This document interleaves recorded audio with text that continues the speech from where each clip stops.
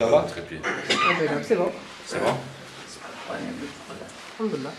Alhamdulillah, wa salatu wa salam ala rasulillah. Subhanaka la ilma lana illa ma 'allamtana. Innaka antal alimul hakim. Wa la fahma lana illa ma fahamtana. Innaka antal jawadul karim. Mes frères, le sujet de la ruqya est un sujet très important parce que c'est en lien avec la foi musulmane. Beaucoup de gens souffrent des problèmes de sorcellerie de djinn et vont chercher partout des solutions, dépensent l'argent et souvent ils vont faire du shirk. Ils vont aller chez des sorciers, chez des marabouts, etc.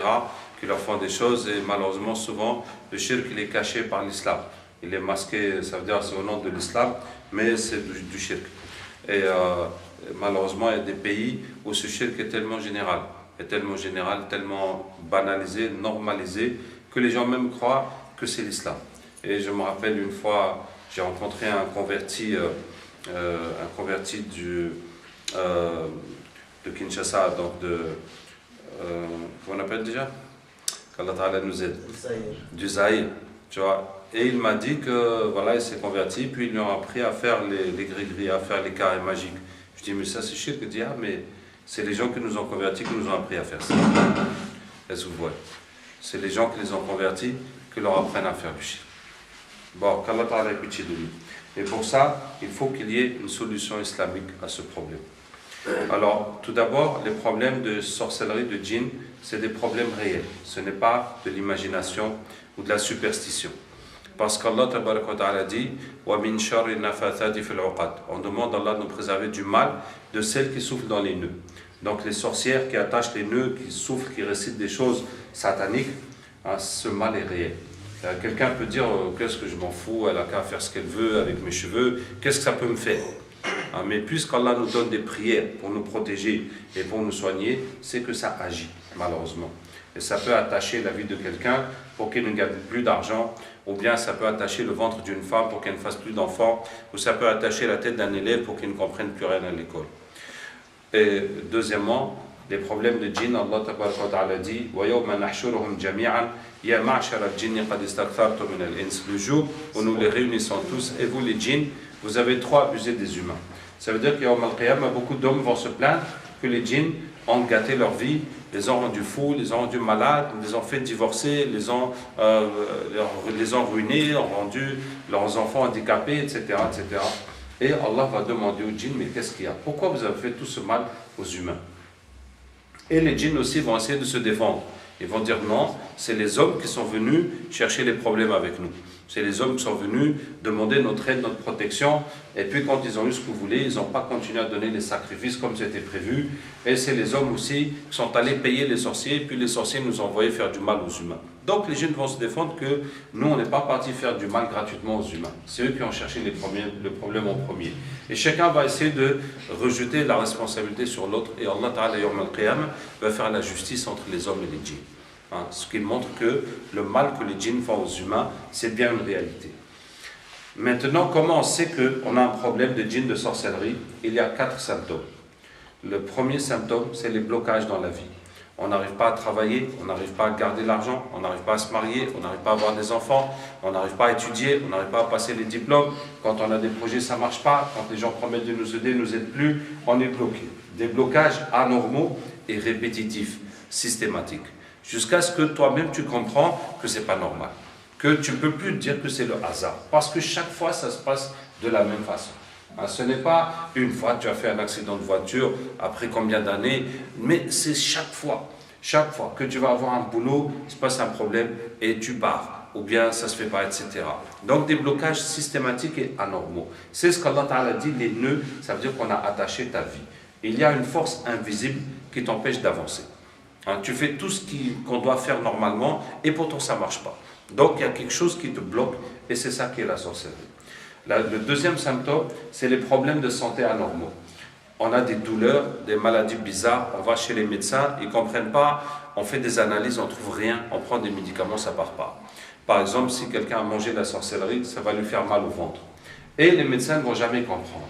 Hein, regardez, quand on mange de la sorcellerie, qu'Allah nous en préserve, c'est des gouttes qu'on met dans la nourriture ou la boisson. Ça va se reconstituer dans l'estomac ou les intestins comme de la colle. Et ça reste collé comme ça dans la peau, dans la paroi de l'intestin, de l'estomac. Et le corps détecte il sent qu'il y a un corps étranger, quelque chose qui ne doit pas être là. Et il essaie de l'enlever avec les acides digestifs. Donc c'est comme si tu te grattes. Et tu te grattes jusqu'à ce que ta peau soit irritée, devienne rouge, et tu te grattes jusqu'à ce que ça saigne, et tu te grattes jusqu'à ce que ça devienne une blessure. Et tu continues à te gratter. Et c'est comme ça fait des douleurs, ça fait des gastrites, et puis ça peut aller jusqu'à l'ulcère, et même on peut opérer, et on ne sait pas pourquoi. Parce que, médicalement, qu'est-ce qui provoque ça? C'est quelqu'un qui boit trop d'alcool ou qui mange trop de piment.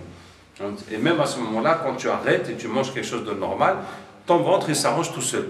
C'est comme si tu as une chaussure qui te coupe le pied, ben quand tu changes de chaussure, ton pied il se remet bien. Tu n'as même pas besoin de soigner ton pied.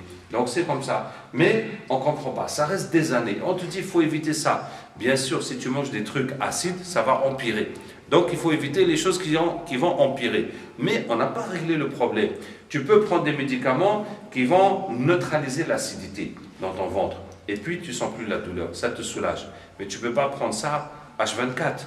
Est-ce que vous voyez? Ça, c'est un médicament. Si tu as mangé du piment, ça te brûle le ventre, tu prends, hop, ça te soulage le temps que ça digère, et puis c'est fini. Mais ce n'est pas quelque chose que tu peux prendre tout le temps. Et puis, si tu as besoin des acides pour digérer ta nourriture, vous voyez? Je vous explique seulement comment, d'un point de vue médical, on comprend qu'il y a une gastrite, on comprend qu'il y a une ulcère, mais on ne comprend pas pourquoi. On peut faire des choses pour limiter les dégâts, à la limite opérer, mais on n'a toujours pas compris et on n'a toujours pas résolu le problème. Donc, c'est juste un exemple. Comment des problèmes de santé viennent de la sorcellerie ou des djinns. Ou par exemple, si tu as marché sur la sorcellerie, ça va te faire des boutons, et des lourdeurs, et des douleurs, et du psoriasis. Le psoriasis, c'est des eczémas qui viennent uniquement par le contact avec la sorcellerie. Et les médecins ne comprennent pas. Ils ont donné un nom, psoriasis. Ils ont dit que voilà, ça a des formes variées, ça vient souvent dans les jambes, souvent ça bouge, souvent ça change, et puis des fois ça disparaît et on n'a rien compris. Ni par quoi c'est provoqué, ni comment l'enlever. Vous voyez, avec l'évolution de la médecine aujourd'hui, il n'y a pas un microbe ou un virus ou une déchirure ou quelque chose qu'ils ne peuvent pas voir. Il n'y a pas quelque chose comme ça qu'ils ne peuvent pas voir, même si c'est une toute nouvelle maladie. Vous voyez le sida, comment ils ont analysé ça en long et en large.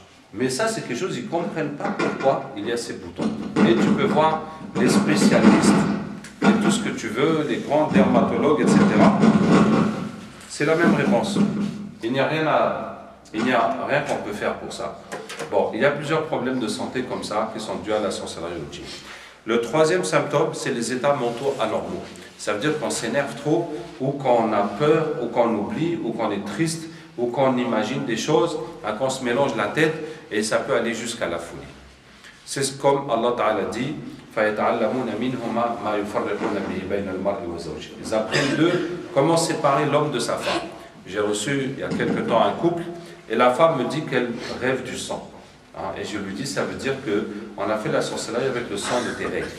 Et quand on fait ça pour une femme, ça change son sang, ça veut dire que ça change son humeur, ça veut dire qu'elle ne supporte plus son mari. S'il parle, ça l'énerve. S'il veut la toucher, ça lui fait qu'elle ne supporte pas. Le feu, au lit, elle ne supporte pas, etc. Elle m'a dit, c'est exactement ce qui m'arrive. Je lui dis, c'est ça. C'est ce qu'Allah dit, ils apprennent comment séparer l'homme de sa femme. Ils étaient bien, ils n'avaient aucun problème. On leur fait du suhour, maintenant ils ne se supportent plus. Il y a quel problème? Il n'y a pas de problème. Mais c'est comme ça. Et quand ils s'éloignent, tout à coup ça va bien. Et quand ils se retrouvent, c'est la guerre encore. Parce que la sorcellerie, c'est pour les séparer. Et donc chaque fois qu'ils sont séparés, ça n'agit plus. Et chaque fois qu'ils se retrouvent, ça agit encore. Et le quatrième symptôme, c'est les cauchemars. Tout ce qu'on vous fait comme sihr, comme djinn, ça va sortir dans les rêves. Par exemple, quand on fait la sorcellerie à quelqu'un dans un cimetière, ça fait que tu deviens fatigué, déprimé, dégoûté de la vie, et aussi tu rêves des morts. Soit des vivants, tu les vois morts, soit des morts, tu les vois vivants, soit tu rêves que toi-même tu es mort, soit tu vois des tombes. D'une façon ou d'une autre, tu rêves des morts. Vous voyez? C'est tous ces symptômes qui vont ensemble. Par exemple, si on te fait la sorcellerie, on met dans l'eau, dans la rivière, dans la mer, c'est fait pour que ta vie coule comme l'eau, que tu gagnes rien, et que ton argent il part comme de l'eau. Comme si tu as de l'eau entre tes mains, et puis toute l'eau s'en va. Et donc tu vas rêver de l'eau. Et tu rêves de la rivière où tu traverses, où tu nages, où tu te noies, ou bien il pleut, ou bien la mer. De n'importe quelle façon, tu vas rêver de l'eau, etc. Par exemple, quand j'étais en Côte d'Ivoire, pour la première fois, on avait beaucoup de patients qui rêvaient des poissons. Il y en a qui voyaient des poissons frais, des poissons pourris, des poissons fumés, des poissons séchés. Et on a cherché, ça c'est quelle sorcellerie qui fait ça. Et on a trouvé que les sorciers là-bas, ils ont une technique, c'est qu'ils mettent la sorcellerie dans le hameçon et ils mettent dans l'eau jusqu'à ce qu'un poisson vienne le prendre. Et après, ils lâchent le poisson dans l'eau. Et le poisson est parti avec ta sorcellerie. Donc maintenant, ça dépend qu'est-ce que ton poisson est devenu. Soit il nage dans l'eau, soit il est mort, il est pourri, soit il a été fumé, soit il a été séché, soit il a été grillé. Donc tu vois ton poisson comment il est. Vous voyez? Et quand je suis allé à l'île de la Réunion, les gens rêvaient des requins, parce que là-bas il y a beaucoup de requins. Donc ton poisson il s'est fait manger par un requin. Voilà, donc maintenant tu rêves des requins. Vous voyez? Donc je disais, voici les 4 symptômes. Les blocages dans la vie, les problèmes de santé anormaux, les états mentaux anormaux et les cauchemars. Et ces 4 symptômes, ça trace une ligne entre ce qui est normal et ce qui est paranormal. Ce qui est paranormal, ce qui est mystique. Je ne peux pas dire anormal parce que ça a une certaine normalité, mais c'est différent du monde physique dont on a l'habitude. Les blocages anormaux et répétitifs, systématiques, les problèmes de santé anormaux que la médecine ne peut pas comprendre, les états mentaux anormaux aussi, qui ne s'expliquent pas par un traumatisme ou un choc ou une dispute ou quelque chose, et des cauchemars aussi anormaux. Que ce n'est pas des trucs, et quand tu rêves de poisson, tu n'es pas en manque de poisson, et ça vient comme ça, ou tu rêves des serpents qui te poursuivent, ou des fois des rêves sexuels qui sont anormaux, donc c'est anormaux. Et les rêves de sorcellerie, de djinn, on les rêve comme si c'est une réalité. Ça veut dire que ça te marque, ça te choque. C'est pour ça quand on a un patient qui vient, et on lui dit, est-ce que tu as déjà rêvé qu'on te poursuit? Même si ça fait 10 ans, ils sont rappelés. Parce que c'est un rêve marquant. Vous voyez? C'est pas comme s'il a rêvé qu'il a bu le café avec son copain, il y a quelque chose de normal. Non, c'est un rêve qui est marquant. Et même si ça date de loin, dès qu'on dit, est-ce que tu as rêvé de serpent? Il dit oui. Et même si ça fait 50, 10 ans, vous voyez? Allah Ta'ala nous aide. Donc si vous voyez ces symptômes, qu'est-ce que vous allez faire? Vous allez prendre de l'eau, 18 bouteilles de 1,5 litre, ou bien un bidon de 25 litres, et vous récitez dessus la Fatiha, Ayat al-Kursi, Qul huwallahu ahad, al-Falaq, al-Nas, plus 3 versets spéciaux pour enlever la sorcellerie. C'est les versets de Moussa alayhi salam avec les sorciers de Pharaon où Allah dit que Allah détruit la sorcellerie par ses paroles. C'est dans Surat al-A'raf, wa awhayna ila Moussa an alqi asaka, la Surat 7, les versets 117 à 122. Et Surat Yunus, falamma alqa wa qala Moussa ma jitum bihi as-sihr, la Surat 10, les versets 81 et 82. Et Surat Taha, qul la takhaf innaka antal a'la, la Surat 20, les versets 68 à 70. Tous ces versets, tu vas les réciter 11 fois chacun. La Fatiha, Ayat al-Kursi, Qul huwallahu ahad, al-Falaq, al-Nas, Surat al-A'raf, 117 à 122, Surat Yunus, 81 et 82, et Surat Taha, 68 à 70. Quand tu as récité tout ça dans l'eau, cette eau, ça va enlever la sorcellerie, les djinns et le mauvais œil. Qu'est-ce que tu vas faire avec cette eau? Tu vas boire, tu vas te laver. Chaque soir, tu te laves avec une bouteille. Tu peux te laver dans la douche, mais il faut mettre une bassine pour récupérer l'eau, pour jeter dehors. Tu peux réchauffer l'eau au micro-ondes, ou bien dans un bain-marie, ou bien si tu n'as pas d'autres moyens, dans une casserole. D'accord? Tu vas te laver comme ça pendant 12 jours d'affilée, chaque soir avec une bouteille. Et tu vas asperger la maison avec cette eau. Les murs, le plafond, le sol, les portes, les fenêtres, tu asperges tout. D'accord? Si vous avez une boutique ou un atelier ou des véhicules ou un chantier qui est bloqué à cause de la sorcellerie des djinns, vous allez tout asperger avec l'eau, ça va partir.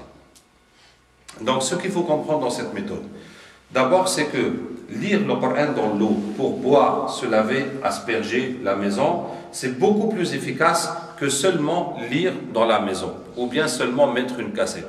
La différence entre les deux, c'est comme si tu as chaud et tu vas te rafraîchir avec un ventilateur. Et maintenant, tu vas te rafraîchir sous la douche. La douche, ça va te rafraîchir beaucoup plus que le ventilateur. Vous voyez? C'est comme ça l'efficacité du Coran quand tu lis dans l'eau pour boire, te laver et asperger la maison par rapport au fait de lire seulement. Donc pour se soigner, quand on a un problème de djinn, de sorcellerie et de mauvais œil, il faut faire comme ça. Il faut faire cette procédure. D'accord? Et aussi les versets que je vous ai donnés sont les versets fondamentaux dans la ruqya. C'est les versets essentiels. Vous pouvez ajouter beaucoup d'autres versets qui sont dans les hadiths ou dans les livres de ruqya ou les livres de dua, ou bien n'importe quel verset, ou ajouter plus que 11 fois. Plus vous en rajoutez, plus la force du Coran s'ajoute dans l'eau. Vous voyez? Ce qui fait que même si vous avez un problème difficile, vous allez lire plus et plus et plus et plus le Coran. Tout ça va s'accumuler dans l'eau et quand vous allez vous laver avec, Inch'Allah, ça partira. Hein? Même si ce n'est pas tout parti, mais ça va être beaucoup diminué. Ça va être beaucoup diminué. Et pour ça, vraiment, on encourage tout le monde à faire ça. Si tu vois que tes affaires bloquent, ne marchent pas correctement, si tu vois que ton enfant crie la nuit, il fait des cauchemars, si tu vois que ta femme a des douleurs bizarres que les médecins ne comprennent pas, tu la tiens, tu lui lis le Coran, tu lis, et en même temps tu lis dans l'eau, tu lui fais boire, se laver, asperger la maison, ça va beaucoup diminuer votre problème. Vous voyez? Et pour ça, chacun n'a qu'à le faire. C'est simple, c'est efficace, chacun n'a qu'à le faire. En plus tu as des hasanat, puisqu'Allah ta'ala dit nous descendons en Coran qui est un remède et une miséricorde pour les croyants. Quand vous lisez le Coran dans l'eau, en même temps vous pouvez lire dans l'huile d'olive ou l'huile de habba sauda ou le beurre de karité ou n'importe quelle huile de massage. Quand vous vous lavez avec l'eau, vous vous massez avec l'huile, soit tout le corps, soit les endroits où vous avez un problème. Si la tête vous fait mal ou bien il y a des boutons ou quelque chose, en tout cas là où vous avez un problème, vous frottez avec l'huile et tant que l'huile est sur le corps, le Coran va continuer d'agir sur le corps. Donc c'est bon de faire ça avant de dormir pour que toute la nuit le Coran continue d'agir sur vous. D'accord? Vous pouvez aussi lire dans l'encens, dans le prône, et pour enfumer la personne avec. Ça veut dire que, bon, je vous raconte l'histoire, ça a commencé avec une patiente qu'on avait qui fait beaucoup de rêves érotiques. Et malgré la ruqya, ça a continué et elle sentait que vraiment c'est dans ses parties intimes que les djinns sont en train de la toucher, tout ça. Donc elle-même, elle a eu l'idée de lire le Coran dans le prône et après qu'elle se lave et qu'elle met l'huile, elle met un pan, donc elle met un pan et un lézard sur sa taille et elle a mis l'encens en dessous pendant 5-10 minutes. 3 jours après, elle a vu le djinn dans le rêve, il n'avait plus de sexe. En tout cas, voilà, donc on utilise aussi ça pour se soigner avec, ça chasse les djinns, bi'idhnillah tabarak wa ta'ala. Maintenant, pour enlever la sorcellerie, en plus de ça, il faut savoir que la sorcellerie se fait de 4 façons différentes. Soit c'est manger, je vous ai donné l'exemple quand on a mangé la sorcellerie. Pour ça, il faut acheter du sana. Il faut prendre du sana, des feuilles de séné. Vous les trouvez chez les pharmacies herboristes, que ça s'appelle comme ça, les feuilles de séné, ou bien chez les vendeurs des plantes, des herbes qui ramènent ça du pays. D'accord? Donc, vous allez faire bouillir une cuillère de sana avec un demi-litre d'eau coranisée. Vous le faites bouillir un peu et puis vous buvez ça le matin à jeun. Ça va vous faire la diarrhée, ça va vider le ventre. C'est une plante que le prophète sallam a recommandé. Le prophète sallam a dit alaykum bis sana wa law marra fi sana. Buvez le sana même une fois par an. Au moins une fois par an, faites une vidange. C'est une plante qui fait la vidange. On peut utiliser pour le régime, pour maigrir. En tout cas, quand on le boit avec l'eau coranisée, ça va enlever la sorcellerie. Donc ça va te faire une diarrhée. Et si à la sorcellerie, ça va l'arracher. Comme si tu as de la colle ou un chewing-gum et que tu es en train de l'arracher. Ça fait mal comme ça. Et puis ça enlève la sorcellerie. Donc si tu le bois, si ça te fait mal, c'est que effectivement tu as mangé de la sorcellerie, tu vas continuer à le boire chaque jour jusqu'à ce que ça te fasse plus mal. Le moment que tu le bois et que ça te fait pas mal, ça te fait que la diarrhée, tu sais qu'il n'y a plus de sorcellerie dans ton ventre. Vous voyez? Donc c'est quelque chose de très simple et de très efficace. Et chacun aussi peut le faire très simplement. Et donc, la deuxième façon de faire la sorcellerie, c'est d'envoyer un djinn qui va déposer la sorcellerie dans le corps. Donc, ils mettent ça, par exemple, pour bloquer la tête, ça va être dans la tête pour empêcher un élève d'étudier. Pour bloquer l'enfantement, ça va être dans les ovaires pour une femme. Bon, ça peut être n'importe où dans le corps. Et ça provoque des douleurs, ça provoque des maladies, etc. Et ça, on l'enlève avec la hijama. La hijama, c'est la ventouse. C'est des pots qu'on met et qui tire le mauvais sang. On fait des petites coupures, on met le pot soit avec une flamme, soit avec une pompe, et puis ça va tirer le mauvais sang. Donc c'est quelque chose que le prophète sallam a beaucoup recommandé. Le prophète sallam a dit Al-hijama shifa min arba'in ada. La hijama est un remède contre 40 maladies. C'est aussi dans la médecine chinoise. Et il dit aussi ilaj min as-sihr. C'est une guérison contre la sorcellerie. Et comment on fait pour enlever la sorcellerie avec la hijama? Il faut poser la hijama là où il y a un problème, c'est-à-dire là où on a des douleurs, là où il y a la maladie, et en même temps on va réciter le Coran sur la personne. On va réciter la ruqya, et la ruqya va brûler la sorcellerie ou les djinns, et la hijama va les sortir. Et je vous dis, c'est très efficace, bi'idhnillah tabaraka wa ta'ala, et c'est simple. C'est vrai que dans une conférence comme ça, on ne peut pas vous apprendre à pratiquer la hijama, mais on l'a fait en vidéo, puis vous l'avez sur le site, vous pouvez faire le cours de la hijama, et vous savez, c'est simple. Il faut, bon, ceux qui ont trop peur du sang, qui ne peuvent pas égorger un mouton ou une poule, non, peut-être ils ne pourront pas le faire. Sinon, n'importe qui peut le faire, et ça ne présente aucun risque. Parce que dans la ruqya particulièrement, on ne cherche pas à prendre beaucoup de sang. C'est juste des points même, c'est même pas des coupures, c'est des points qu'on fait et ça fait sortir quelques gouttes de sang. Donc de toute façon c'est sur la peau, ça ne peut pas toucher ni les nerfs, ni les veines, ni les muscles, ni rien du tout, puis ça ne laisse pas de cicatrice. En tout cas, si vous venez nous voir, on vous apprend ça sur place. En 10 minutes, vous pourrez apprendre et puis vous pourrez aller faire pour vous-même ou bien pour votre famille ou bien pour qui vous voulez, puisque le but de notre tournée c'est de soigner les gens et surtout de former des gens puis de laisser des centres partout où on va, pour que cette science se multiplie, qu'Allah nous aide et nous accepte. Donc, qu'est-ce que je disais? La troisième façon de faire la sorcellerie, la première, c'est manger. La deuxième, on envoie un djinn qui la dépose dans le corps. La troisième, c'est ce qu'on fait de loin.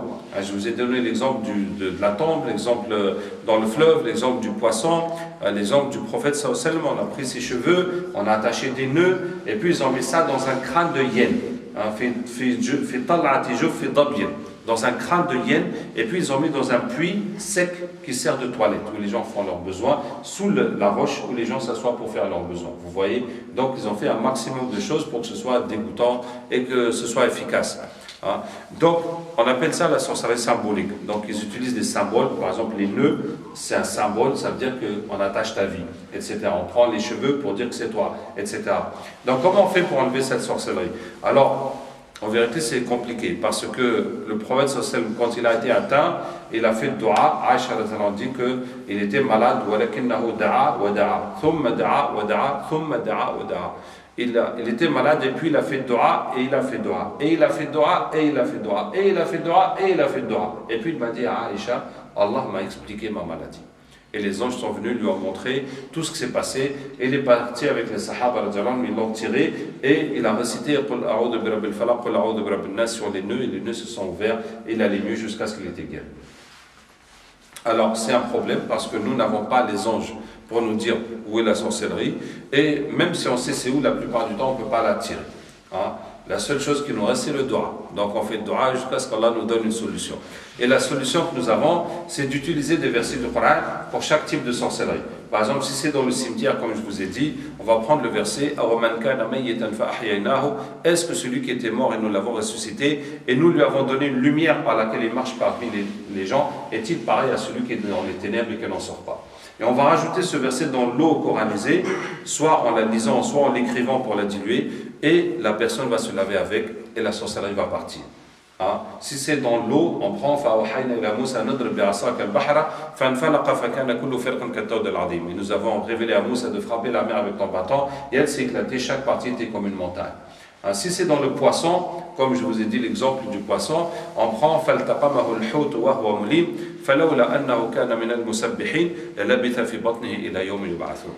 le poisson l'a avalé alors qu'il était blâmable. Si ce n'était le tasbih qu'il avait fait, il serait resté dans son ventre jusqu'au jour d'âme.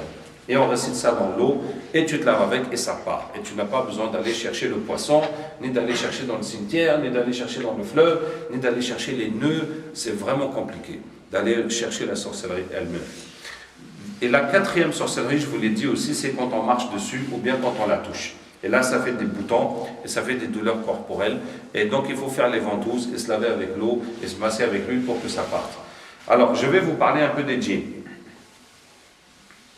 Allah Ta'ala a préféré les hommes aux djinns. Parce qu'Allah Ta'ala dit « Inni ja'ilun fil ardi khalifa » Je vais mettre un calife sur terre. Alors que les djinns étaient déjà sur terre. Donc, c'est l'homme qui est le calife d'Allah, c'est pas le djinn. Et quand Allah a créé Adam alayhi salam, Allah a ordonné à Iblis de se prosterner devant Adam. Il n'a pas demandé à Adam de se prosterner devant Iblis. Et tous les prophètes qu'Allah a envoyés sont uniquement des humains. Il n'y a jamais eu de prophète djinn. Donc c'est les hommes qui étaient prophètes pour les hommes et pour les djinns. Donc c'est comme ça qu'Allah a préféré les hommes sur les djinns. Et il en résulte que, quelle que soit la façon qu'un djinn attaque un humain, on peut toujours le battre, on peut toujours le dominer, on peut même le tuer. Et je vais vous donner 5 exemples, 5 façons que les djinns attaquent l'humain et qu'on peut les battre. La première façon, c'est dans les rêves. Tu rêves quelque chose qui t'attaque, un chien, un serpent, un bœuf, des soldats, un monstre, n'importe quoi. Si dans le rêve tu te rappelles de dire Bismillah, Allahu Akbar, de lire le Coran, ça va le bloquer, il va s'enfuir. Donc qu'est-ce que tu dois faire? Tu dois l'attraper d'abord et tu récites Ayatul Kursi jusqu'à ce qu'il est mort. Et s'il est mort dans le rêve, il est vraiment mort, c'est terminé. Hein? Et comment on peut se rappeler dans le rêve de l'attraper, de réciter? Il faut te préparer avant de dormir. Donc si tu as l'habitude de faire des cauchemars, si vous connaissez quelqu'un qui fait des cauchemars, vous lui dites que tu vas te préparer avant de dormir, tu vas réciter le Kursi, et puis tu récites tu t'essuies avec 3 fois, et puis tu vas ajouter ce verset où que vous soyez, Allah vous ramènera tous, car Allah est capable de tout. Et tu demandes à Allah de te ramener ce djinn qui t'agresse, qui te fait du mal, et de te donner la force de le vaincre. Et tu vas dormir avec la colère de l'attraper. Dès que tu le vois, tu l'attrapes et tu récites jusqu'à ce qu'il est mort. Donc c'est une question de droit et de détermination, de volonté. D'accord? De volonté de vouloir se battre. Même si c'est quelqu'un d'autre qui a le problème de djinn, si c'est ton enfant qui crie la nuit, si c'est ta femme qui rêve un homme qui couche avec elle, si c'est ta maman qui entend des voix qui lui mélangent la tête, tu peux toi-même faire le dua avant de dormir, demander à Allah de ramener son djinn à lui dans ton rêve à toi, tu vas l'attraper, le tuer et la personne sera soulagée. Vous voyez, même si c'est la personne qui vous fait la sorcellerie que vous voyez dans le rêve, si tu le frappes ou tu le tues, le mal qu'il fait, ça va repartir sur lui. Et je vais vous raconter 2 petites histoires à ce sujet. Il y avait une jeune fille, c'était une de ses grand-mères qui lui faisait la sorcellerie. Et la vieille, une belle grand-mère, et la vieille est venue dans son rêve avec un couteau pour la poignarder. Et la fille lui a arraché le couteau, elle l'a poignardé. Et la vieille s'est levée le matin, elle a vomi du sang pendant 3 jours, puis elle est morte. Vous voyez comment? J'ai eu aussi un patient qui était un féticheur, un animiste, et il a laissé les fétiches, il n'a pas choisi d'être musulman ou chrétien. Et il m'a raconté qu'il a rêvé un bœuf qui l'attaquait. Il a couru, il s'est caché derrière un arbre. Et le bœuf est passé, c'était une tête de bœuf avec un corps d'homme. Et quand il a vu que c'est un corps d'homme, il lui a fait un croche-pied, et le gars est tombé, et son masque de bœuf est tombé. Et il a vu la personne qui lui fait la sorcellerie. Alors il a pris le masque de bœuf, il l'a mis sur sa tête, il a commencé à le poursuivre. Et l'autre maintenant s'est enfui jusqu'à ce qu'il est entré dans une cour de maison, et il a vu tous les sorciers du village. Il lui disait alors tu l'as bien eu, tu l'as bien tapé. Il ne savait pas que c'était lui maintenant qui s'enfuyait de l'autre. Donc vous voyez comment cet homme, il n'est même pas musulman, hein, il n'est même pas croyant, mais la façon qu'on l'a attaqué, il s'est défendu, il s'est débrouillé jusqu'à ce qu'il a renvoyé la sorcellerie sur ceux qui l'ont fait. Vous voyez? Mais si ça vous arrive qu'un bœuf ou un lion ou n'importe quoi vous attaque, tu l'attrapes et tu récites jusqu'à ce qu'il est mort et puis c'est tout. Après le matin, tu vas entendre les infos, c'est tombé sur la tête de qui? Vous voyez? Même si le sorcier vient sous l'image de quelqu'un d'autre pour te distraire ou pour t'amadouer, pour t'approcher comme ça, tu n'as qu'à couper. Ça va tomber sur le bon. Hein, qu'Allah Ta'ala nous aide. Je vous dis parce que les sorciers, on ne peut pas leur pardonner. Parce qu'Allah Ta'ala, la yaghfiru an yushraka bihi. Allah ne pardonne pas qu'on lui associe. Celui qui a vendu son âme au diable, c'est fini pour lui, il va en enfer. Tu pardonnes ou tu ne pardonnes pas, ça ne change rien. Il va aller en enfer. Mais quand on demande à Allah de les punir, il y en a que grâce à cette punition, on va se repentir. Hein? Mais le principal, c'est qu'il arrête de faire du mal. Vous voyez? Et depuis tellement longtemps, les sorciers, ils pensent qu'ils sont invincibles. Et ils défient. Quand quelqu'un te dit, toi, tu ne vas jamais te marier, il y en a une qui m'a dit ça hier ou avant-hier. Il y en a une qui m'a dit ça. Qu'une dame lui a dit que tant qu'elle est vivante, elle n'aura jamais d'enfant, ou quelque chose comme ça. Vous voyez? Donc quand quelqu'un dit ça, mais tu te mets au-dessus de Dieu. C'est toi qui fais le destin des gens. Est-ce que vous voyez? C'est un orgueil satanique. C'est un orgueil satanique. Hein? Donc ces gens-là, il faut les casser. Hein? Parce que le doigt le plus exaucé en islam, c'est da'wat al-mazloum, le doigt de l'opprimé. Allah Ta'ala accepte le doigt du voyageur, des parents, de celui qui fait hajj, etc., de celui qui jeûne, etc. Mais le plus accepté de tous, c'est le doigt de mazloum, de l'opprimé. Et c'est vrai qu'en islam, on dit de pardonner. Mais dans le cas de la sorcellerie, il ne faut pas pardonner. Voilà, c'est tombé sur toi, tu vas te lever, prier. Celui qui a fait ça pour te détruire, pour te séparer de ta femme, pour ruiner ton commerce, pour rendre tes enfants malades, ya Allah, détruis-le, descend sur lui ta punition. Et tu vas le chercher dans tes rêves jusqu'à ce que tu le massacres. Vous voyez? Et si chacun fait ça, Inch'Allah, très vite, on sera débarrassé d'eux. et tout le monde va vivre mieux. Qu'Allah Ta'ala nous aide. Donc, qu'est-ce que je disais? Voici la première façon de vaincre les djinns, c'est quand ils viennent dans le rêve. La deuxième façon, il y a des gens quand ils dorment ou quand ils vont s'endormir, ils se sentent bloqués, paralysés dans le rêve. Tiens, même des petits enfants comme ça, parce que j'ai l'expérience avec mes enfants, peuvent tuer les djinns. Ouais, même si vous avez un petit enfant qui fait des cauchemars, qui dit qu'il y a le monstre qui vient, ou il y a le méchant qui vient me taper, je dis quand tu le vois, tu le doites comme ça, tu lui dis Bismillah, Bismillah, Bismillah, et il pourra le tuer dans le rêve. Voilà. Donc même, c'est adaptable à tout le monde. Qu'est-ce que je disais? La deuxième façon, il y a des gens quand ils dorment ou quand ils vont s'endormir, ils se sentent bloqués, paralysés, ils n'arrivent plus à bouger, ils n'arrivent plus à parler, des fois même ils n'arrivent pas à respirer. On dit bourratat, on appelle ça par différentes façons. Donc c'est des djinns qui viennent attaquer les gens comme ça. Alors si tu sens ça, qu'est-ce que tu vas faire? Tu dors, tu vas t'endormir, tu sens quelque chose qui te paralyse, alors d'abord tu vas l'attraper. Comment tu vas l'attraper? Quand toi-même tu es bloqué. Tu vas juste serrer les mains. Tu essaies, tu fais l'intention, tu essaies de serrer les mains avec l'intention de l'attraper. Quand tu as serré les mains, maintenant tu commences à réciter dans ta tête. Puisque ta langue est bloquée, tu laisses la langue, tu récites dans ta tête Allahu la ilaha illa huwa al-hayyul qayyum, ayatul kursi, jusqu'à ce que ta langue se débloque. Et quand ta langue se débloque, tu continues à réciter, tu lâches pas, tu serres, jusqu'à ce qu'il est mort. En tout cas, jusqu'à ce qu'il disparaisse. Bon, on ne sait pas s'il est mort ou si c'est enfui. Mais ce qui est sûr, c'est qu'il ne reviendra plus. Et voilà, c'est terminé. Alors, la troisième façon de vaincre les djinns, c'est quand ils apparaissent dans la vie. Alors, on ne voit pas les djinns dans leur forme réelle. Mais des fois, ils prennent des formes pour venir dans notre vie, comme l'histoire d'Abu Huraira avec le shaitan qui est venu voler la nourriture, et comme l'histoire aussi d'un sahabi qui a tué un serpent, puis finalement c'était un djinn. En tout cas, ça arrive, mais c'est rare. Ils viennent sous forme de serpent, de chien, de chat, d'oiseau, bien d'humain. Alors si on voit ça, qu'est-ce qu'il faut faire?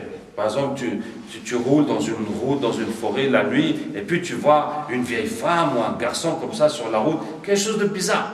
Ou bien tu as trouvé dans ta maison un serpent ou un chat, tu ne sais pas comment c'est entré là, qu'est-ce qu'il faut faire? Alors il faut savoir que les djinns ne peuvent pas apparaître ou disparaître tant qu'on les regarde. C'est-à-dire que tu ne peux pas regarder un endroit vide et le djinn va sortir comme ça devant toi. Non, il faut que tu regardes ailleurs, tu te retournes, tout à coup tu vois quelque chose, tu ne sais pas comment c'est venu. Et aussi une fois qu'il est là, il ne peut pas partir tant que tu le regardes. Donc il faut que tu regardes ailleurs et tu reviens, puis il a disparu. Donc qu'est-ce que tu vas faire quand tu vois cette chose bizarre qui a l'air mystique, qui est peut-être un djinn qui fait peur? Donc tu vas le regarder fixement, tu ne le lâches plus. Dès que tu l'as vu, tu ne le lâches plus. Et tu récites avec le si tu récites. Et si c'est un mauvais djinn ou un shaitan ou qui est venu te faire du mal, il va mourir. D'accord? Et puis c'est terminé. Et si tu fais miaou, donc tu sais que c'est juste un pauvre chat. D'accord? Masha'Allah. Ce monde va courir. Donc qu'est-ce que je disais? La quatrième façon, c'est la personne qui est possédée. Quelqu'un qui est possédé, qui tombe, qui fait des crises, les djinns qui parlent et tout ça. Donc, qu'est-ce qu'on va faire? Il faut l'attraper, réciter le kursi et frapper sur son cou comme ça, frapper doucement sans lui faire mal, comme si tu as un sabre ou une machette et que tu lui coupes la tête. Effectivement, au bout de quelques minutes, le djinn va sentir sa tête se couper et va s'enfuir. Et la personne va se réveiller. Et à ce moment-là, on dit à la personne maintenant, on va demander à Allah Ta'ala de ramener ce djinn pour qu'on en finisse avec lui une bonne fois pour toutes. On ne va pas le laisser jouer avec nous. Chaque fois il vient, chaque fois il s'en va. Et tu lui récites c'est dans la Baqara, le verset 148, jusqu'à ce que le djinn revienne. Quand le djinn revient dans la personne, cette fois-ci la situation s'est inversée. Au lieu que ce soit le djinn qui possède la personne, maintenant c'est la personne qui possède le djinn. Parce que c'est nous qui l'avons amené par la force d'Allah et par la force du Coran. Et cette fois-ci, on va réciter le kursi, on va frapper sur son cou et il ne pourra plus s'enfuir. On va continuer jusqu'à ce que soit il devienne musulman ou soit il meurt. Vous voyez? Et à partir de là, je vais vous faire une parenthèse parce qu'à partir de là, c'est là qu'on peut passer dans le captage et je vais vous expliquer un peu le captage. Je vais vous donner justement le cas d'un patient qu'on a traité hier. Franchement, en tout cas, alhamdoulilah, on a eu beaucoup de cas comme ça dans ces derniers temps.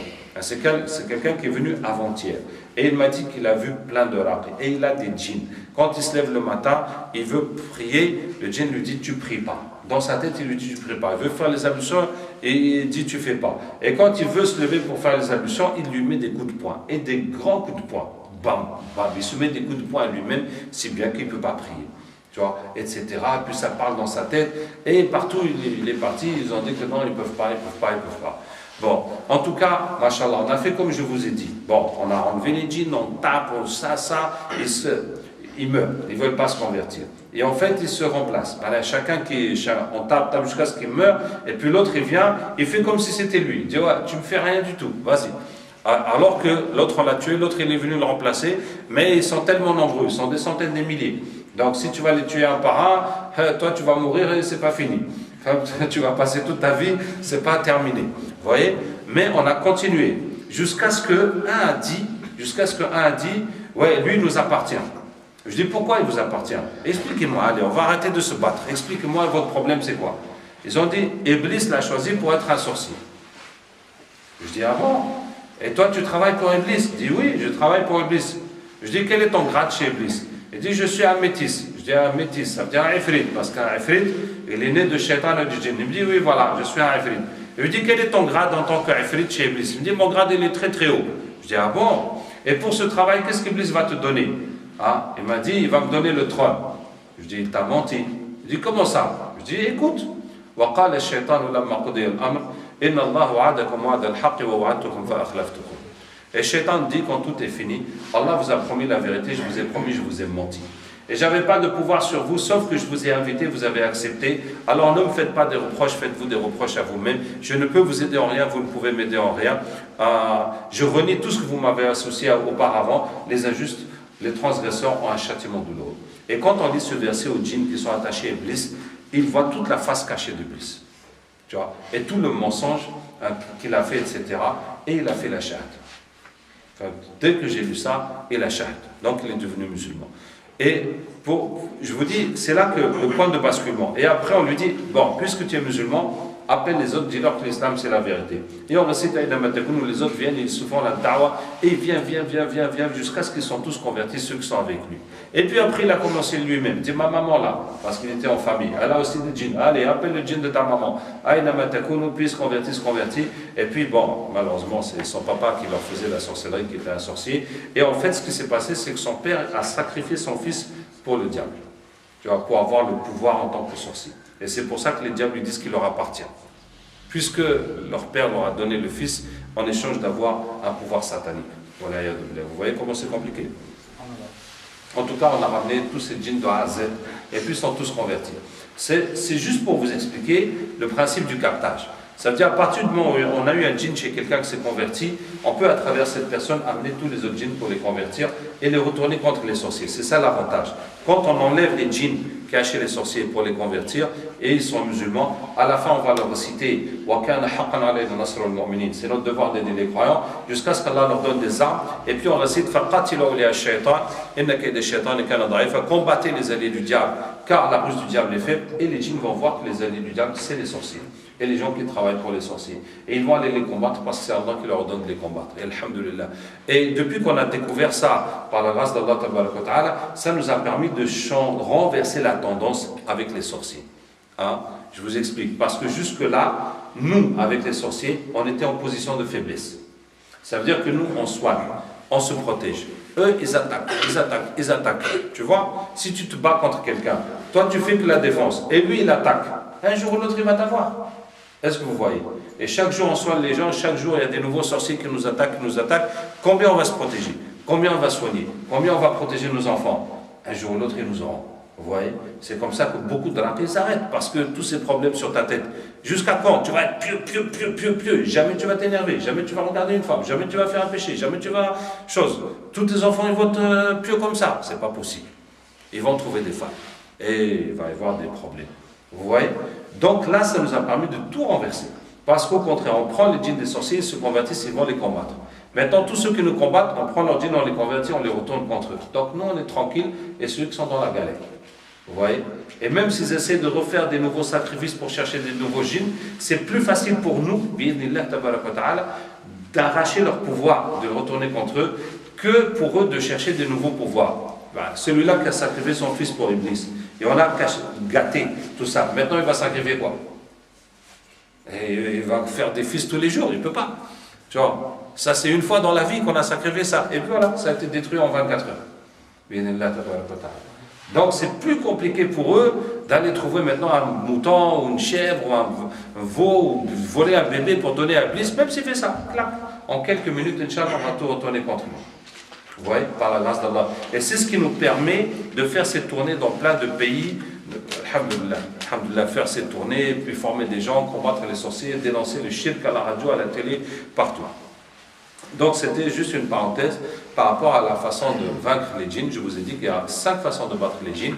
La première c'est dans le rêve, la deuxième c'est quand on est bloqué, la troisième c'est quand on les voit réellement, la quatrième c'est quand quelqu'un est possédé, et la cinquième c'est la mentale. Ça veut dire quoi la mentale? Je vais donner les 2 exemples. L'exemple des assiettes, hein, qu'Allah Ta'ala nous en préserve, mais dans certaines cultures, notamment au Comores, mais ce n'est pas que chez eux, mais c'est pour dire que ça existe. Quoi? C'est une tradition de faire des sacrifices, des offrandes pour les djinns. Donc on a une assiette, dans d'autres pays on a un hôtel, c'est-à-dire un endroit où chaque jour on va déposer du miel, une pièce d'argent, des cigarettes, on va mettre du lait, on va mettre quelque chose pour donner au djinn, pour que le djinn te donne la chance. Vous voyez, c'est du kufr. C'est du kufr, c'est de l'adoration des djinns, un culte. Comme ça, tu pries, tu demandes à Allah, tu demandes au djinn. Subhanallah. C'est du shirk. C'est comme si tu adores la statue, tu adores Allah, c'est la même chose, qu'Allah Ta'ala nous en préserve. Bon, c'est la culture, malheureusement. Mais c'est comme chez nous, les gens qui vont dans les tombes, et chaque pays, malheureusement, Shaitan, il est là pour faire son travail, hein, pour entrer les gens dans le shirk. Bon, qu'est-ce que je disais? Donc, maintenant, les gens qui ont compris qu'il ne faut pas faire ça et qui veulent arrêter ça, bon, il y a un problème parce qu'il y a des djinns qui sont là et c'est depuis les ancêtres. Et les djinns, ils ne vont pas être contents quand on leur dit ah, c'est fini, dégagez. Ah, donc, ça va faire des problèmes. Donc, qu'est-ce que tu vas faire? Tu vas aller où il y a l'assiette, où il y a l'hôtel, où il y a l'endroit où on fait les sacrifices et tu vas réciter, tu vas les appeler. Je dis, les djinns là, les djinns des assiettes et tout, venez, venez, je vais vous parler. Quand tu les appelles, ça les oblige à venir. Vous voyez? C'est comme si, par exemple, on discute, et puis il y a quelqu'un qui joue, il y a l'enfant qui joue. Et puis je dis, toi, arrête de jouer, écoute, il faut que tu écoutes quand je te parle. C'est juste un exemple. Tu vois? Donc quand je lui dis ça, il est obligé d'écouter. Est-ce que vous voyez? Il ne peut pas continuer à jouer. Il est obligé d'écouter. Et les djinns, quand tu leur parles, il est obligé de venir. Il est obligé de venir écouter. Donc tu leur dis, vous, les djinns des assiettes, venez, je vais vous parler. Et tu récites قل إن صلاتي ونسكي ومحياي ومماتي لله رب العالمين لا شريك له وبذلك أمرت وأنا أول المسلمين. Dis, ma prière, mon sacrifice, ma vie et ma mort sont pour Allah, Seigneur des mondes, seul sans associé, tel est l'ordre que j'ai reçu, je suis le premier à me soumettre. Et tu répètes ce verset, ça va détruire tous les sacrifices qui sont reçus et ça va les obliger de se soumettre à Allah. Tu lis ça une trentaine de fois et Inch'Allah ils vont tous se convertir et après tu jettes tout ce qu'il y a là-bas. D'accord? Deuxième exemple, ceux qui font des rêves érotiques excessifs, et c'est des djinns qui viennent dans le rêve. Qu'est-ce que tu vas faire? Avant de dormir, tu vas lui parler. Tu dis, toi le djinn là qui vient dans mon rêve, viens, je vais te parler. Et tu récites, parmi ces signes, il vous a créé de vous-même des épouses ou des époux pour trouver auprès d'eux la sérénité. Il a mis entre vous l'amour et la miséricorde. Il y a en cela des signes pour les gens qui réfléchissent. De vous-même, ça veut dire les hommes pour les hommes, les djinns pour les djinns. Quand on récite ce verset, c'est dans Surat Al-Rum, le verset 21. L'autre verset des sacrifices, c'est Surat Al-An'am, le verset 162-163. Donc quand on récite ce verset aux djinns, ils vont voir qu'il n'y a pas de compatibilité entre les hommes et les djinns pour se marier. Et qu'Allah leur a donné des femmes djinns ou bien des hommes djinns pour qu'ils trouvent le bonheur avec elles. Et donc tu vas répéter ça une trentaine de fois et puis il va partir. Ça sera fini. Et puis à la fin tu lui dis, écoute, si je te vois une autre fois dans mon rêve, je vais te tuer. Voilà, tu dors comme ça, et Inch'Allah, ce sera terminé. Donc ça, c'est la cinquième façon de vaincre les djinns, c'est la mentale. Maintenant, je vais vous parler des protections. Qu'est-ce qu'on fait pour se protéger des problèmes de djinns, de sorcellerie? Il faut réciter Qul huwallahu ahad al-falaq an-nas 3 fois après subh, 3 fois après maghrib, 3 fois avant de dormir. Ayat al-Kursi après chaque prière et avant de dormir. A'udhu bi kalimatillahi tammati min sharri ma khalaq. Bismillah alladhi la yadurru ma'a ismihi shay'un fil ardi wa la fis samai wa huwa as-sami'ul 'alim. 3 fois après subh, 3 fois après maghrib. Il faut dire Bismillah à 5 moments. Au moment de rentrer dans la maison, avant de manger, avant de se déshabiller, avant de rentrer dans les toilettes, avant d'avoir des rapports avec sa femme ou son mari. Dans ces moments, il y a des doigts du prophète sallallahu alayhi wa sallam qui sont importants et bénéfiques, mais même si vous ne connaissez pas, au moins dites Bismillah, et tous ceux qui habitent chez vous, apprenez-leur à dire Bismillah dans ces moments-là. Ensuite, il ne faut pas laisser dans la maison des photos ou des statuettes de choses vivantes exposées. Ça veut dire d'hommes ou d'animaux, il ne faut pas les laisser exposés. Donc même si c'est la photo de vos parents ou de votre mariage ou de vos enfants, laissez pas ça exposé, vous mettez dans les albums. D'accord? Parce que ça fait rentrer les djinns dans la maison. C'est une porte d'entrée pour les djinns, toutes ces choses vivantes qui sont exposées. Ça permet que c'est comme si tu rentres et tu dis pas Bismillah. Et le prophète ça me dit, Shaitan, il dit aux autres, allez, on a gagné l'hôtel, hein, on est logé ce soir. Et si tu manges sans dire Bismillah, il dit c'est pension complète. Hein, on dort, on mange, on est chez nous. Vous voyez? Et quand tu as les images qui sont accrochées ou les statuettes, eh ben ils rentrent à tout moment. Ouais, ils rentrent à tout moment et quand tu rentres, ben c'est la bagarre, c'est les problèmes dans les maisons, la baraka, il n'y en a plus, etc. Qu'est-ce que je disais? Ensuite, il faut évoquer Allah Tabaraka wa Ta'ala à 3 moments. Au moment de la colère, au moment de la peur, au moment de la tristesse. Parce que c'est des moments de faiblesse de l'homme où les djinns peuvent dominer l'homme. Donc dans la colère, il faut dire A'udhu billahi minash shaitanir rajim. Dans la tristesse, on dit Inna lillahi wa inna ilayhi raji'un. Et dans la peur, on dit Allahumma inna na'udhu bika min shururihim wa naj'aluka fi nuhurihim. Hein? Et ensuite, il faut dire Bismillah quand on traverse les endroits humides où il y a de l'eau, et surtout de l'eau sale, ou bien quand on jette quelque chose dans l'eau, et surtout de l'eau chaude. Surtout de l'eau chaude, si vous faites bouillir du riz, ou bien des pâtes, ou bien pour faire le thé ou le café, vous versez l'eau chaude, et bien il faut dire Bismillah. Sinon, vous risquez de brûler les djinns et d'avoir des problèmes avec les djinns. Ensuite, il faut savoir que si on fait des péchés, toutes les protections disparaissent. Par exemple, le prophète sallallahu alayhi wa sallam a dit, si tu sors de la maison, tu dis Bismillah, tawakkaltu ala Allah wa la hawla wa la quwwata illa billah, les anges te protègent et Shaitan s'éloigne de toi. Mais si tu sors de la maison, tu commences à regarder les femmes. Mais les anges vont partir et Shaitan va revenir avec toi. Hein? Ou bien si c'est une femme qui sort mais qui n'est pas habillée comme l'islam le demande, mais aussi les anges vont la laisser et Shaitan va venir avec elle. Vous voyez? Donc si on fait des péchés, il n'y a plus de protection. Au contraire, c'est la punition d'Allah Ta'ala qui peut tomber sur toi. Vous voyez? Donc la première et la plus importante de toutes les protections, c'est de laisser les péchés d'abord. Hein? Et ensuite, il n'y a pas quelque chose qu'on peut porter ou accrocher ou garder ou mettre dans la maison qui va te protéger. Hein? C'est seulement tes actions, tes prières, ta piété, comme dit le prophète sallallahu alayhi wa sallam, ihfadillah yahfadka, ihfadillah tajidhu tujah. Garde Allah, garde la religion d'Allah, Allah te gardera, garde Allah, tu le trouveras avec toi. Maintenant, le dernier point, c'est le shirk. Il y a des choses qui sont du shirk. Bon, la sorcellerie, la voyance, c'est du shirk, c'est du kufr, ça c'est clair. Mais il y a des choses qui sont du shirk, malheureusement, que beaucoup de musulmans ignorent. Et malheureusement, que beaucoup de musulmans pratiquent. La première, je l'ai dit, c'est les sacrifices pour les djinns. Que ce soit des moutons, ou des chèvres, ou des poulets, que ce soit du lait, des fruits, du miel, que ce soit n'importe quoi, des pièces d'argent qu'on donne pour les djinns, tout ça c'est du shirk. D'accord? Même des bougies qu'on allume, même des cierges qu'on allume. Vous voyez, par exemple, faire du pro à la maison, une bonne odeur, c'est bon, c'est quelque chose qui est demandé. Hein, demander de parfumer la maison, ça attire les anges, ça attire aussi les bons djinns. C'est-à-dire les odeurs que les hommes aiment, c'est les odeurs que les anges aiment. D'accord? Et les bons djinns, ils sont comme les anges, ça les attire. Mais les mauvais djinns, eux, ils vivent dans les égouts, ils vivent dans les toilettes, ils vivent dans les poubelles. Donc eux, c'est les mauvaises odeurs qu'ils aiment. Ouais. Donc, si on met une bonne odeur dans la maison, c'est bon. Mais si tu vas sur une tombe et tu allumes le pro, ça va faire quoi? Tu vas parfumer quoi? Vous voyez? Là, ça ne va pas. Ou bien tu allumes des bougies sur une tombe ou un endroit comme ça. Ça veut dire quoi d'allumer des bougies? Ça ne fait pas partie de l'islam. D'adorer Allah en allumant des bougies. Vous voyez? Si c'est dans la maison, tu mets une bougie parfumée. Ben voilà, ça parfume la maison, ça met une bonne ambiance et tout. Vous voyez? Donc même ça, c'est un sacrifice pour les djinns. Et regardez, quand on vous dit d'égorger un mouton noir, on te dit, voilà, pour ça, il faut égorger un mouton noir. Et même le mouton noir, tu dis Bismillah. Et bien c'est toujours du shirk. Vous voyez? Parce que c'est le djinn qui a demandé. Et tu as fait ça pour le djinn. Parce que si c'est pour l'islam, le prophète sallallahu alayhi wa sallam dit Dawu marda comme sadaqat. Guérissez vos malades avec les aumônes. Bon, tu dis, mon papa est malade, je vais faire une aumône, je vais donner au jama. Mais pourquoi il faut un mouton noir? Est-ce que l'aumône, il y a une différence de faire un mouton noir, un mouton blanc, ou bien de faire du poisson, ou bien de faire n'importe quoi, ou bien des dattes et du lait? Ça n'a pas de différence. Vous voyez? Il n'y a pas de différence. Donc cette différence, c'est les djinns qui demandent ces choses-là.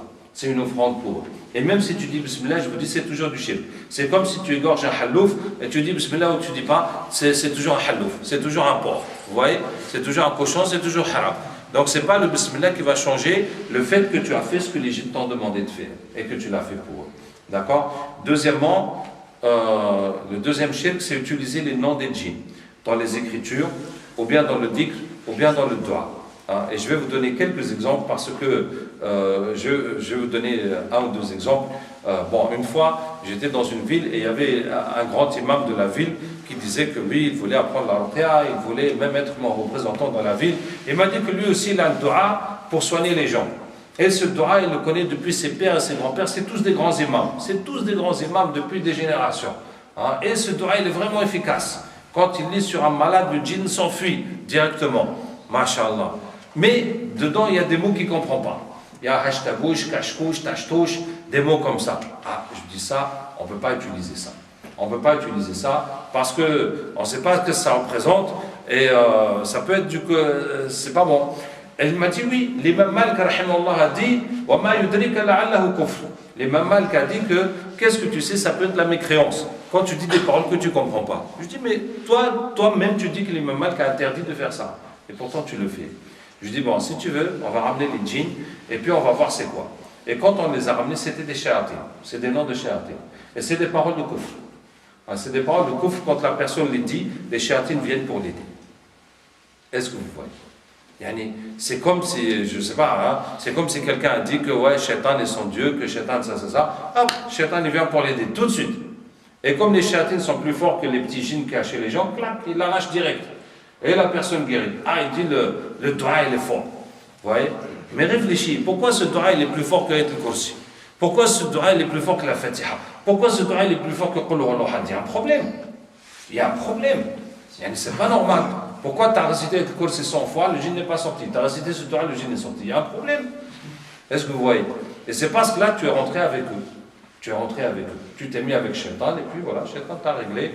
Et comme ça, toi, tu es sûr que non, le Kursi, ça ne marche pas. Et c'est ce dua-là qui marche. Mais il t'a égaré bien comme il faut.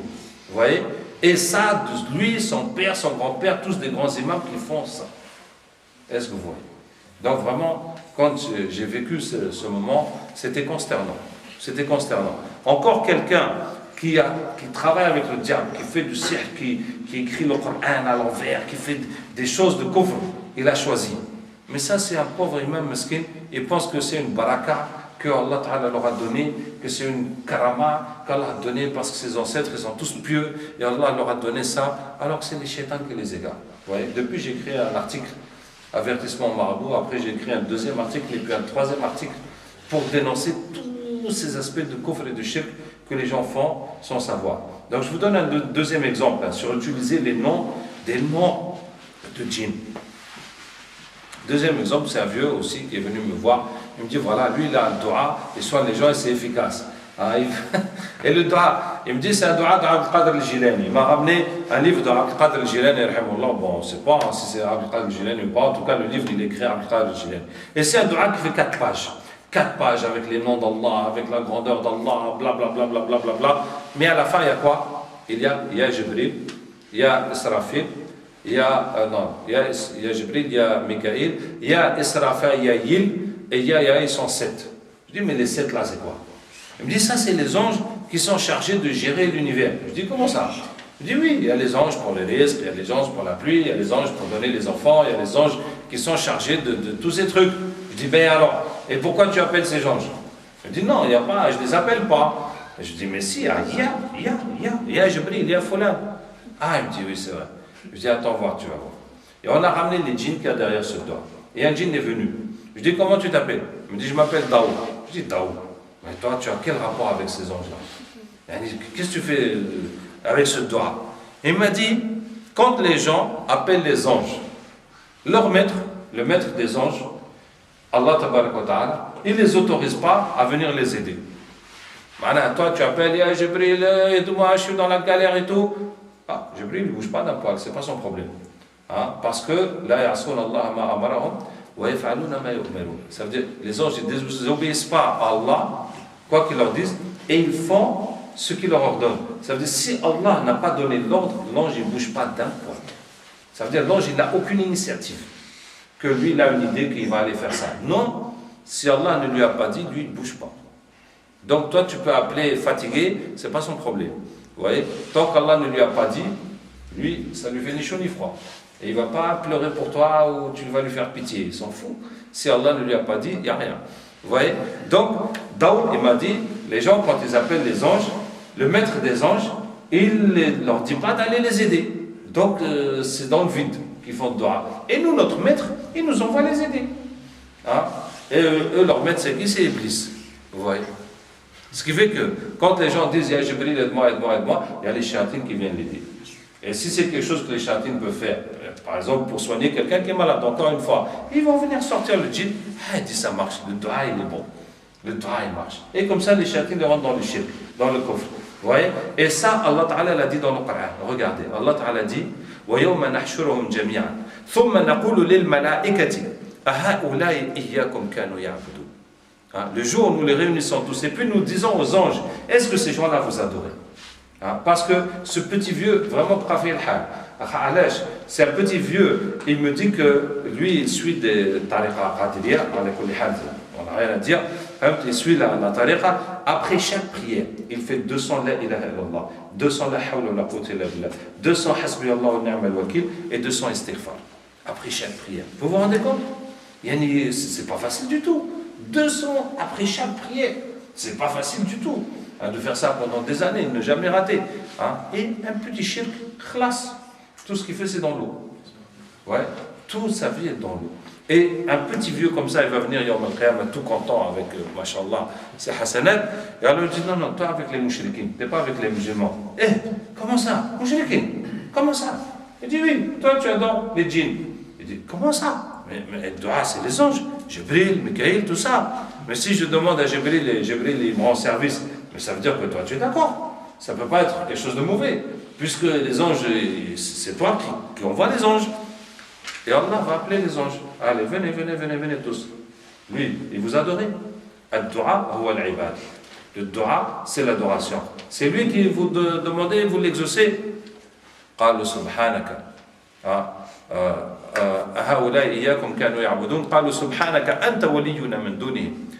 C'est toi notre maître. Nous, on n'est pas allés avec eux. بل كانوا يعبدون الجن. C'est les djinns qu'ils adorent. أكثرهم بهم مشركون. C'est les djinns.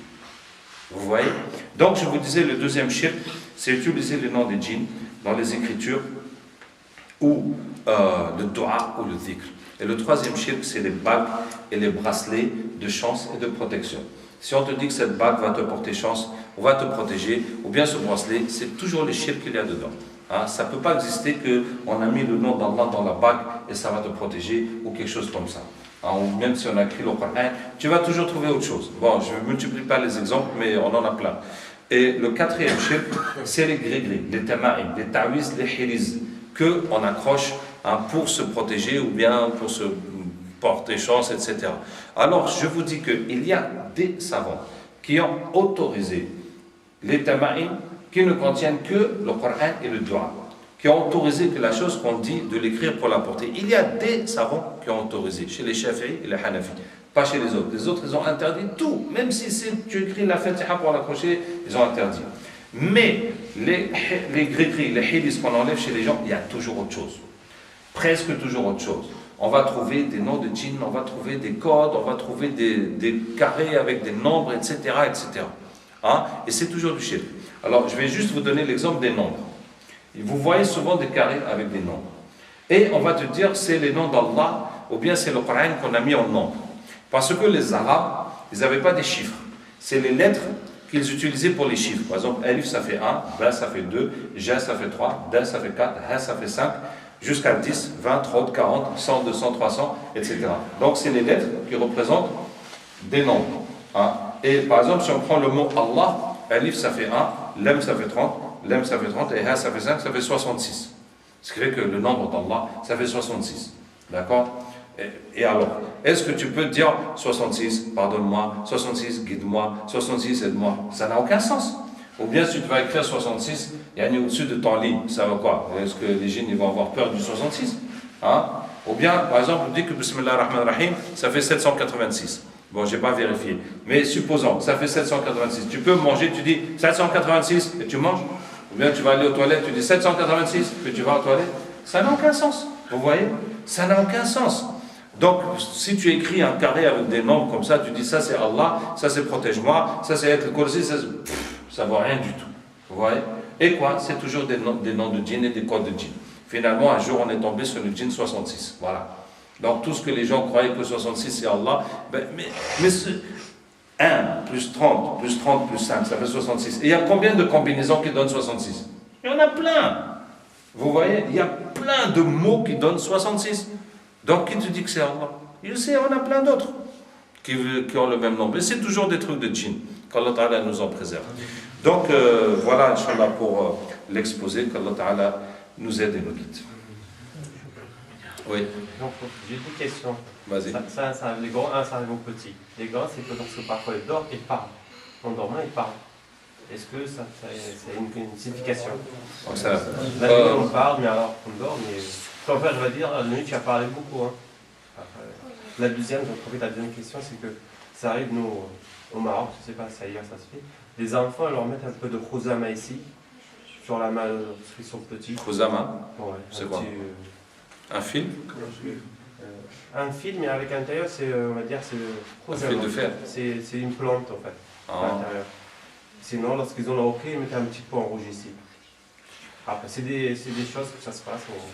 Alors, en ce qui concerne le somnambulisme, ou le fait de parler dans le rêve, ou même d'être somnambule, ça n'a pas un lien direct avec les djinns. Ça veut dire n'importe qui, quand il rêve, il peut se mettre à parler de la chose qu'il rêve. Vous voyez? On ne comprend rien de ce qu'il dit. Ouais, bon, la plupart du temps, on comprend rien. Des fois, tu comprends un peu. Tu vois. Donc, si c'est un rêve normal, c'est les paroles du rêve normal. Maintenant, ça peut être un problème de djinn, de sorcellerie qu'il est en train de rêver, puis il se met à le fait qu'il se débat dans le rêve, et puis donc ça part. Donc, ce n'est pas forcément lié au djinn, de même pour le somnambulisme. Maintenant, les trucs qu'on fait pour les enfants, parce qu'il y a plein de recettes comme ça, un peu partout dans le monde. Tu vois, des choses qu'on attache, bon, surtout pour les enfants, même pour les adultes, etc. Alors, si c'est une question de plante ou de produit qui a un effet sur la santé, c'est autorisé. Non, je te dis, si c'est une question de plante ou de produit, c'est autorisé. Maintenant, il y a même des plantes qui font fuir les djinns. C'est normal parce que c'est des créatures, donc ils sont sensibles à certaines choses. Mais souvent pour la haine, pour l'œil, tout ça. Bon, en tout cas, les remèdes, tant qu'il n'y a pas de shirk, c'est autorisé. Quand le prophète sallam est arrivé à Médine, il y avait des gens qui faisaient la ruqya avant l'islam. Donc, ils soignaient, qui se débrouillaient pour soigner. Que ce soit des problèmes naturels, que ce soit des problèmes mystiques. Et ils sont venus voir le prophète sallam, ils ont dit à Rasulullah, qu'est-ce que tu dis de ces ruqya qu'on a l'habitude de faire? Il a dit, récitez-moi vos incantations, ce que vous faites, montrez-moi. Tant qu'il n'y a pas de shirk, il n'y a pas de problème. Donc voilà la réponse.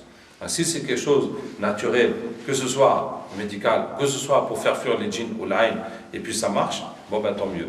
Mais s'il y a un shirk dedans, ben, c'est là que c'est interdit. Donc il faut bien savoir comment c'est fait, pour voir s'il y a du shirk ou pas dedans. Oui.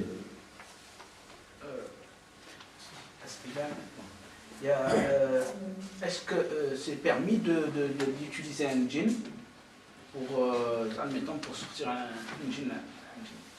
Alors, l'aide de... Oui.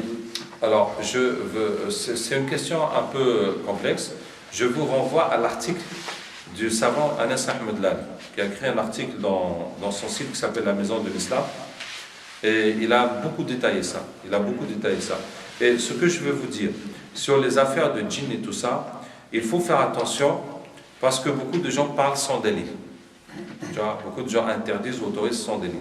Alors que quand on revient au délit, c'est là qu'on peut discuter.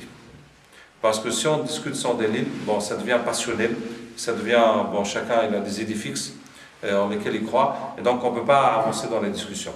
Donc en tout cas, lui, il explique qu'il est autorisé de faire avec les djinns quasiment ce qui est autorisé de faire avec les humains. Tu vois. Donc tant que la relation avec le djinn, il n'y a rien de shirk dedans, c'est bon. Ouais. Donc c'est ce qu'il explique d'une façon générale. Bon, moi je vous dis d'une façon particulière dans la ruqya, selon mon expérience. Dans la ruqya, on ne peut pas travailler avec des djinns musulmans. Avec des djinns mécréants, ça c'est sûr. Mais avec des djinns musulmans, on ne peut pas. Pourquoi? Parce que si tu as un djinn qui t'aide, par exemple, tu as fait ruqya à quelqu'un, il y a un djinn qui a parlé, tu es mécréant, tu lui as fait da'wah, il s'est converti. Il s'est converti et il te dit, ouais, j'aime ce que tu fais, je veux rester pour t'aider. Ou toi, tu lui dis, bon, est-ce que tu peux rester pour m'aider, pour soigner les gens et convertir les djinns de la même façon que tu t'es converti? Fisabillah, fisabillah. Il te dit d'accord, tu vois, ou bien, qu'est-ce qui va se passer? Il va se passer que les autres patients viennent, ils ont des djinns aussi. Tôt ou tard, il va y avoir des djinns qui sont plus costauds que lui, ils vont lui casser la gueule. Et puis c'est fini pour lui, tu vois. Et si ce n'est pas les djinns des autres, c'est les sorciers qui vont comprendre que tu travailles avec un djinn. Et c'est ce djinn qui t'aide pour enlever les sorcelleries, pour convertir les djinns. Et donc, ils vont faire la sorcellerie à ce djinn. Ou bien, ils vont lui envoyer un escadron de la mort qui vont le massacrer. Tu vois? Parce que même s'il est musulman, il n'est pas plus costaud que les autres. Tu vois, il n'est pas plus costaud que les autres. Et même si c'est un groupe musulman, ben, il y a toujours des groupes qui sont plus forts. C'est comme ça. Ouais, c'est comme ça. C'est comme si tu as un garde du corps, ben, tôt ou tard, il va tomber sur une bande de costauds, ils vont le massacrer. Et ce qui fait que, par expérience, hein, même si un djinn vient t'aider, ça ne peut pas dépasser un mois. Tu vois, un mois, il sera fini, il sera HS. Ouais. Donc, pour ça, dans la ruqya, si quelqu'un me dit que lui, il travaille avec des djinns musulmans et qu'il l'aide à enlever tout ça, j'y crois pas vraiment. J'y crois pas vraiment. Tu vois, j'y crois pas vraiment. Et très souvent, on va découvrir que, bon, c'était... En fait, ils le font tourner en bourrique. C'est les djinns qui le font tourner en bourrique comme ça. Mais disons que sinon, ça peut arriver ponctuellement. Ça peut arriver ponctuellement. Par exemple, j'avais un de mes élèves, il faisait ruqya à une fille et il se battait contre le djinn pendant 2 heures de temps jusqu'à ce qu'il était crevé. Tu vois, et le djinn était encore là, qui se moque de lui. Tu vois, c'est quand même déprimant. Et puis, étant donné la situation, il a fait le doigt, il a dit Allah aide-moi, j'en peux plus. Tu vois. Et tout à coup, il entend une autre voix dans la fille, Salam alaikum. Je suis un djinn musulman, je m'appelle, je ne sais plus, Abdul Qadr ou Ibrahim ou quoi. Allah m'a envoyé, j'ai tué le djinn mécréant. Il est mort. Et il dit, moi j'aime bien ce que tu fais, si tu as besoin de moi une prochaine fois, tu m'appelles. Salam alaikum. Et il est parti, puis la fille était guérie, c'était réglé sur place. Tu vois. Alors il me téléphone, il me dit, voilà ce qui s'est passé, Mashallah, Abdul Qadr ou Ibrahim, je ne sais plus comment il s'appelle, il est venu, la situation s'est arrangée, mais maintenant je fais comment? Chaque fois que j'ai un problème, je vais appeler Ibrahim, il faut venir m'aider, je suis dans la galère. Comment je vais faire? Je dis non, puisque la première fois tu as demandé à Allah, une autre fois quand tu es dans la galère, tu demandes à Allah. Tu peux te demander si tu veux, dire Allah envoie-moi Ibrahim, ou tu dis Allah aide-moi comme tu veux, c'est tout. C'est tout. Comme tu as demandé à Allah, tu continues à demander à Allah. Vous voyez? Donc d'une façon ponctuelle comme ça, c'est possible. Bon. Oui. Oui, je vais vous poser une question. Oui. Oui. Mais voilà, j'ai quelqu'un que je connais, Oui. qui est possédé par Jinna, pas par un Jinna. Génial. Et elle l'empêche de se marier. Bien sûr. Oui. Donc, qu'est-ce qu'il pourrait... Écoute, il faut tout soigner, parce que derrière les djinns, souvent il y a la sorcellerie. Et tant qu'on n'a pas enlevé la sorcellerie, c'est très difficile d'enlever le djinn. Donc il faut qu'il se traite pour la sorcellerie. Et la djinn, il lui fait mentalement, comme je vous ai dit là avant de dormir. Il appelle, il lui récite Surat Al-Rum, verset 21. Et puis il lui dit, voilà, maintenant tu te convertis, tu pars, et si je te revois, je te tue. Oui. La même question, mashallah. Oui.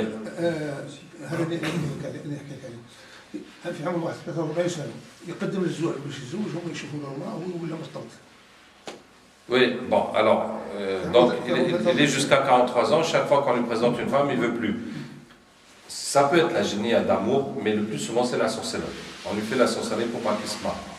Donc il faut qu'il se soigne. Alors s'il peut se soigner lui-même, eh ben, on a le livre de la ruqya en français, mais il y a le livre en arabe, mais c'est sur le site. Vous pouvez le télécharger sur le site, il n'est pas encore imprimé, mais vous pouvez le télécharger sur le site benhalimabdraouf.free.fr.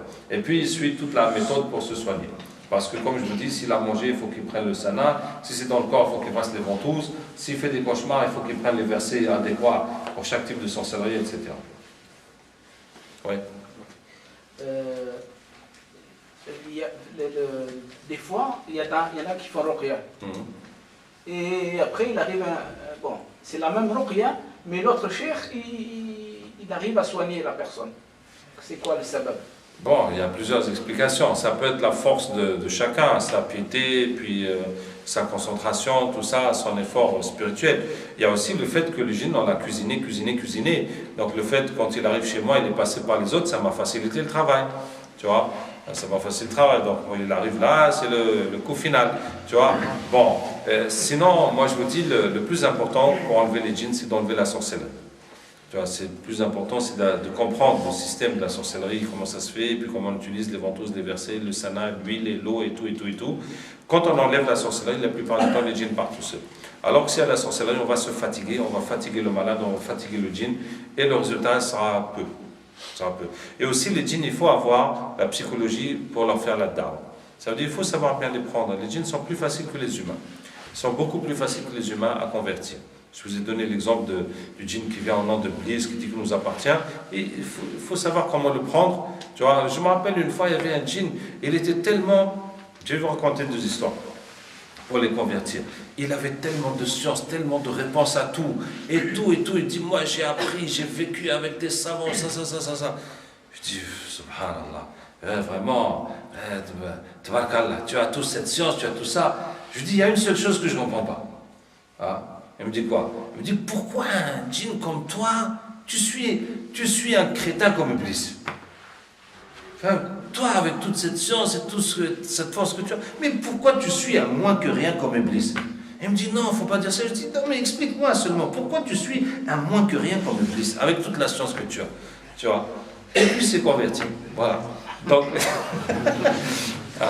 ce qui fait qu'il y a toujours une façon comme ça de les prendre.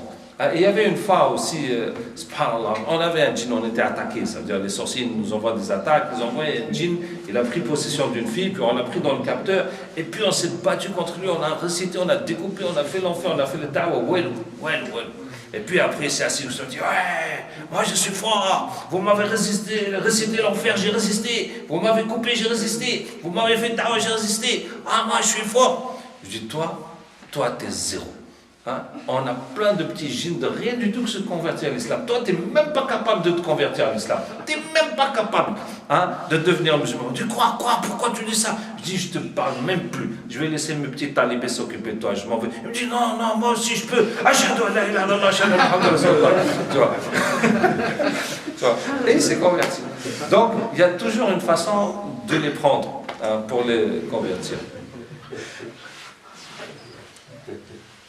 Oui. Salam alaikum wa rahmatullah. Juste, est-ce que tu peux bien me confirmer, vous avez dit que pour les rêves, il faut appeler le djinn avant de dormir. Mais tu demandes à Allah de te ramener le djinn en rêve et de te donner la force de le vaincre. Ah d'accord, dans le rêve. Oui. Pas devant nous. Non, pas devant nous. Et pour l'assiette, je n'ai pas compris pour l'assiette. Tu vas où il y a l'assiette et tu dis à les djinns des assiettes là, venez, je vais vous dire quelque chose. Et tu récites Qulna Salat wa Nusuki une 30aine de fois. Après, tu prends tout, tu balances. Vous avez dit quand ils appellent, ils viennent. Mais quand ils viennent, ouais. On ne les voit pas, on les voit. On ne les voit pas, on ne les entend pas. C'est toi qui parles, c'est un sens unique. Mais eux, ils sont là. Eux, ils sont là. Oui. Tout à l'heure, vous avez dit, il y en a, ils font avec les numéros. Et tout. Oui. On dit, va chercher ça. Ouais. Et nous, on croit qu'ils veulent nous aider, mais en fait, ils ne vous aident pas. Ils font plus de mal ou... Ils font plus de mal. Et je vais vous raconter une histoire qui va vous faire mal au cœur. J'ai soigné quelqu'un. Il avait une barbe, machallah, presque comme la mienne, pas exactement comme la mienne. Et il m'a dit, Abdrouf, je ne te cache pas, j'ai un ta'wiz accroché au cou. Un gris-gris, un hirz, comme ça. Et c'était un triple, 3 gris-gris en un. Tu vois. Et il m'a dit qu'il avait un problème d'insomnie. Et il est parti jusqu'en Inde, chez un Maulana, qui lui a donné ce gris-gris. Tu vois. Et puis depuis, ça va, il arrive à dormir. Alors on est parti chez lui, on a ramené les djinns. Mais depuis qu'il a fait ça, aussi, il a un problème d'impuissance. Tu vois. Donc on est parti chez lui, on a ramené les djinns. Je lui ai dit, alors, vous avez réglé son problème d'impuissance? Ils ont dit, jamais. Son problème d'insomnie? Ils ont dit, non, jamais. Je dis, mais qu'est-ce qui s'est passé? Ils ont dit, on a passé un accord avec ceux qui étaient déjà là. On s'est arrangé avec eux. De le laisser le gars dormir un peu, puis en échange, on va prendre sa puissance sexuelle. Donc, imagine, tu es gagnant ou perdant au change. Tu vois? Donc, alhamdoulilah, on les a convertis. Et puis, je leur ai dit, bon, maintenant vous partez. Ils disent, non, on ne peut pas partir. Je dis, mais pourquoi? Ils ont dit, le Maulana qui nous a envoyé pour l'aider à dormir, mais sauf qu'en échange, il devient impuissant. Et ben, en échange de ce travail, il nous a promis un membre de sa famille. Et nous, on a choisi sa fille. Tu vois, donc on ne peut pas partir comme ça. Donc tu imagines, tu fais un voyage jusqu'en Inde, tu vas faire du shirk, tu arrives à dormir un peu quand même, c'est le point positif dans l'affaire, mais tu deviens impuissant et tu as sacrifié ta fille. Tu vois? Donc c'est comme ça. C'est ce qu'Allah Ta'ala dit. Il y avait des hommes qui demandent la protection des djinns, mais ils leur ont fait plus de mal encore. Hein? C'est-à-dire le djinn va te donner un petit truc positif, toi tu crois que c'est bon, mais il va te faire plus de mal par ailleurs et tu vas faire que t'enfoncer. Allah nous en préserve. Donc c'est comme ça, et je vous dis, tous les gris-gris que vous avez, balancez tout. Lisez un peu de Coran dans l'eau, trempez-le pendant 20-30 minutes, après vous jetez tout à la poubelle ou bien vous les brûlez. Même si vous avez payé des millions pour les avoir. Cher, Oui. moi j'avais une arrière-grand-mère en moi, et à l'époque, quand elle était vivante, au pays, moi j'étais jeune, hein, elle travaillait avec des djinns, tout ça et tout, et ça lui faisait, après quand il s'en allait, ça lui faisait mal physiquement. Et une fois je lui ai demandé, je lui ai dit mais pourquoi tu n'arrêtes pas, puisque ça te fait mal et tout. Et sa réponse, elle m'avait un peu choqué à l'époque, jusqu'à maintenant d'ailleurs. Elle me dit mais avec eux on n'arrête pas comme ça, c'est pas aussi simple. On m'a dit j'ai déjà essayé mais c'est pas comme ça qu'on s'arrête. Effectivement. Alors il faut savoir que les djinns, quand ils travaillent avec les humains, pour eux c'est un super business. C'est un méga business. Tu vois, ça leur rend plus fort, ça les rend plus puissants, ça les rend tout. Hein. Ben, c'est comme un dealer. Par exemple, un dealer, ben, si tu dis le gars à l'usine, toi tu gagnes 20 fois plus que lui. Donc le niveau de vie que tu vas avoir, c'est autre chose. Vous voyez? Et ce qui fait que les djinns, ils ne vont pas te laisser arrêter, ils vont te harceler, tout ça, tout ça. Donc, si quelqu'un arrête de faire ça, il faut savoir que les sorciers ou les voyants sont les premières victimes, sont eux les plus victimes des djinns. Ça veut dire que les djinns, ils vont tout prendre dans leur vie, ils les laissent dans la misère. Ils les laissent dans la misère totale, jusqu'à la folie, jusqu'à leurs enfants handicapés, etc. C'est comme ça l'échange, pour qu'ils aient un peu de pouvoir, etc. C'est comme je vous dis, la façon que le gars, pour dormir, il est devenu impuissant, et avec l'argent qu'il a dépensé, et tu continues à faire ça, une spirale qui ne fait que descendre. C'est comme ça pour les sorciers. Donc c'est eux les plus qui sont victimes. Et s'ils veulent arrêter, bien sûr, les djinns ne vont pas les laisser. Mais maintenant, il faudrait qu'ils se repentent totalement, et qu'ils soient pieux. Et puis après, ils affrontent les djinns, et puis bon, on peut les amener, les convertir, et là, tout va s'arrêter. Ouais.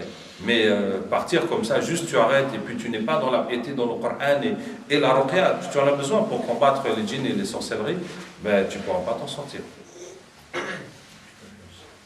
Oui. Et est-ce que les djinns peuvent travailler avec les animaux? Est-ce que les djinns peuvent travailler avec les animaux? Alors, les djinns ne travaillent pas avec les animaux, mais il y a des djinns animaux, il y a toutes sortes presque d'animaux chez les djinns qui profitent de nos animaux. Comment te dire, des djinns chiens, des djinns serpents, des djinns chats, des djinns, etc., etc. Et puis ils vivent avec les animaux. Donc si tu nourris des animaux, ben, il y a des djinns animaux qui vont venir se nourrir avec les animaux. Et puis les sorciers utilisent les djinns animaux parce qu'il y a des avantages pour eux à utiliser les djinns animaux. C'est que le djinn animal il est plus difficile à convertir qu'un djinn normal. Tu vois? Et souvent le djinn animal il est plus féroce. Voilà, aujourd'hui, subhanallah, on a eu des djinns lions. Vraiment, c'était la bagarre, mashallah. En tout cas, bon, à la fin ils se sont convertis, mais ils étaient plus durs que d'autres. Ouais. Donc des fois ils vont chercher exprès des djinns comme ça pour que ce soit plus efficace, le mal qu'ils font. Oui. Je voulais savoir. On prend deux questions, c'est tout. Oui. D'accord.